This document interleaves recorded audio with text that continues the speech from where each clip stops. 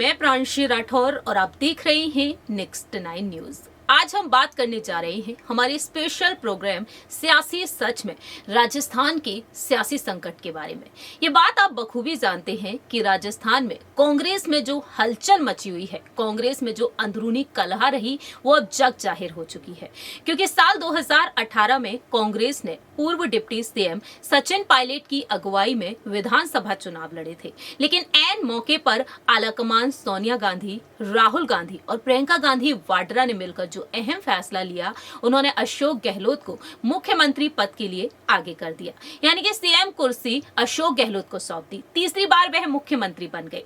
लेकिन यहाँ पर पायलट गुट को बिल्कुल भी रास नहीं आया कि आखिरकार अशोक गहलोत को मुख्यमंत्री क्यों बना दिया गया। धीरे धीरे कांग्रेस में अंदरूनी कलह बढ़ती चली गई और नजारा ये रहा कि साल 2020 में सचिन पायलट और उनके गुट के बगावती सुर नजर आए। हरियाणा के मानेसर होटल में पायलट गुट बैठा हुआ नजर आया और दूसरी ही तरफ यहाँ पर अशोक गहलोत की सरकार गिरने की कगार पर पहुंच गई थी, क्योंकि उस वक्त गृह मंत्री अमित शाह भी वहां पर मौजूद रहे। तो कहीं ना कहीं सभी को ये लगा कि बीजेपी की तरफ अब सचिन पायलट का झुकाव है और उसी तर्ज पर आज गहलोत गुट के विधायक सचिन पायलट के खिलाफ खड़े हुए हैं। इसी वजह से 25 सितंबर की रात जो घटनाक्रम देखने को मिला कि गहलोत गुट के 92 विधायक पहुंच गए विधानसभा अध्यक्ष सीपी जोशी के पास और सीपी जोशी को अपना इस्तीफा सौंप दिया। लेकिन अब 16 जनवरी के दिन सीपी जोशी उन विधायकों के इस्तीफे पर अपना फैसला सुनाएंगे और स्थिति धीरे धीरे साफ होती हुई नजर आएगी कि आखिरकार कांग्रेस से सीएम पद का दावेदार किसे बनाया जाएगा। क्योंकि देखा जाए तो 16 जनवरी से सचिन पायलट जनसभाओं को संबोधित करते हुए नजर आएंगे, रैलियां निकालते हुए नजर आएंगे। राजस्थान राज्य में अपना एक अलग ही वर्चस्व, अपनी एक अलग ही छाप वह छोड़ने के लिए तैयार हो चुके हैं। फिलहाल इंतजार है कांग्रेस के नए अध्यक्ष मल्लिकार्जुन खड़गे, राहुल गांधी और महासचिव प्रियंका गांधी वाड्रा के साथ साथ नए प्रभारी सुखजिंदर सिंह रंधावा, साथ ही साथ सीपी जोशी के अहम फैसलों का। क्योंकि पार्टी से महासचिव केसी वेणुगोपाल ने साफ तौर पर कह दिया है कि जल्द ही यहां पर अहम फैसले लिए जाएंगे और जो यहां पर एकजुटता है वो दिखाई दे रही है। ऐसा कुछ भी नहीं है कि दोनों नेताओं के बीच यहां पर रार बढ़ती ही जा रही है। दूसरी ही तरफ पार्टी महासचिव जयराम रमेश ने साफ तौर पर कह दिया है कि यहां पर हल निकालने की कोशिश की जा रही है खड़गे जी और रंधावा जी की तरफ से। खैर, वक्त के साथ साथ पता चलेगा कि कांग्रेस खेमे में जो कलह मची हुई है उसको कैसे, किस तरीके से यहां पर समाधान निकाला जाए। लेकिन दूसरी ही तरफ यहां पर भारतीय जनता पार्टी में भी अंदरूनी कलह की आहटें सुनाई देना शुरू हो चुकी हैं। क्योंकि देखा जाए तो भारतीय जनता पार्टी में महिला नेता, विधायक और साथ ही साथ पूर्व मुख्यमंत्री वसुंधरा राजे को लेकर मांग उठना शुरू हो चुकी है। पहले से ही क्लियर कर चुके हैं गृह मंत्री, केंद्रीय गृह मंत्री अमित शाह जी। एनडीए की तरफ से ऐलान किया जा चुका है कि लोकसभा चुनाव में पीएम पद की दावेदारी के लिए नरेंद्र मोदी जी को ही आगे किया गया है। और दूसरी ही तरफ इस साल 2023 में जो 9 राज्यों में विधानसभा चुनाव होने वाले हैं, उनमें पीएम नरेंद्र मोदी के चेहरे पर और साथ ही साथ कमल के निशान पर ही चुनाव लड़े जाएंगे। वही नजारा देखने को मिल रहा है इस वक्त राजस्थान में। राजस्थान के लिए भी यहां पर यही उपाय आगे किया गया है। अब यहां पर देखा जाए तो अंदरूनी कलह शुरू इस वजह से हुई है क्योंकि वसुंधरा राजे को लेकर तो मांग उठ रही है। पहले भी वह मुख्यमंत्री के पद पर रह चुकी हैं, लेकिन गुजरात के विधानसभा चुनाव के दौरान, चुनावी प्रचार के दौरान बैनर और पोस्टर से उनका चेहरा तक यहां पर दिखाई नहीं दिया और साथ ही साथ यहां पर कई ऐसे मामलों में वसुंधरा राजे को साइडलाइन करने की कोशिश की गई। ऐसा अंदरूनी सूत्रों के मुताबिक दावा किया गया और साथ ही साथ जो खबरें सामने आई। लेकिन दूसरी ही तरफ वसुंधरा राजे को यहां पर कुछ जिम्मेदारियां भी दी जा रही हैं। ऐसे में यहां पर देखा जाए तो वसुंधरा राजे को लेकर उनके समर्थकों का यही कहना है कि सीएम पद की दावेदारी के लिए उन्हें बीजेपी की तरफ से आगे किया जाना चाहिए। पहले भी वह मुख्यमंत्री के पद पर रह चुकी हैं। अब सीएम फेस को लेकर वसुंधरा राजे के साथ साथ यहां पर बीजेपी से प्रदेश अध्यक्ष सतीश पूनिया भी हैं। सतीश पूनिया को लेकर भी यहां पर अहम दावे किए जा रहे हैं। उनके साथ साथ यहां पर गजेंद्र सिंह शेखावत भी हैं। वहीं ऐसे कई यहां पर नेताओं के नाम सामने आ चुके हैं। एक एक करके हम आपको बताना चाहेंगे कुछ डिटेल्स के बारे में और यहां पर आगे हमारे सहयोगी से राय लेना चाहेंगे कि आखिरकार वह क्या कुछ कहते हैं। उनके बारे में भी आपको एक यहां पर जानकारी देंगे और एक रिपोर्ट के जरिए आपको बताएंगे कि आखिरकार राजस्थान के सियासी संकट में बीजेपी कांग्रेस के साथ आम आदमी पार्टी के क्या कुछ अहम फैसले हो सकते हैं। आपको यहाँ पर एक एक रिपोर्ट के जरिए समझाते हैं। जिस तरीके से यहाँ पर इस वक्त नजारा देखने को मिल रहा है भारतीय जनता पार्टी में, उस पर अगर गौर किया जाए तो बीजेपी यहाँ पर अब साल 2023 के लिए सीएम फेस के तौर पर किसे आगे करेगी? केंद्रीय मंत्री गजेंद्र सिंह शेखावत, पूर्व सीएम वसुंधरा राजे, या फिर बीजेपी प्रदेश अध्यक्ष सतीश पूनिया और वरिष्ठ नेता ओम माथुर प्रमुख के बीच यहाँ पर खींचतान देखने को मिल रही है। साल 2023 बिना सीएम फेस के ही लड़ेगी बीजेपी पार्टी, और ऐसे में राजस्थान में लंबे समय से वसुंधरा राजे को सीएम फेस घोषित करने की मांग उठ रही है। उनके समर्थकों का कहना है कि वसुंधरा राजे की समाज के सभी वर्गों में पकड़ है, सीएम फेस घोषित किया जाए। और प्रदेश प्रभारी अरुण सिंह, प्रदेश अध्यक्ष सतीश पूनिया का कहना है कि सीएम कौन होगा इसका फैसला संसदीय बोर्ड ही तय करेगा।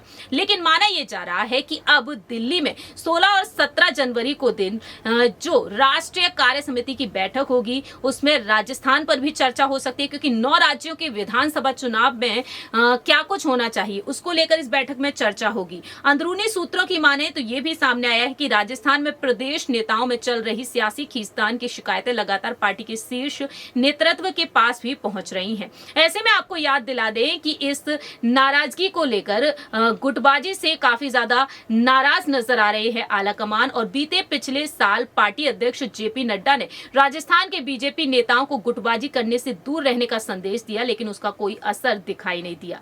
लेकिन अब बैठक में जिस तरीके से अहम फैसले लिए जा रहे हैं, माना यह जा रहा है कि इस बैठक में प्रदेश के नेताओं को कड़ा संदेश भी दिया जा सकता है।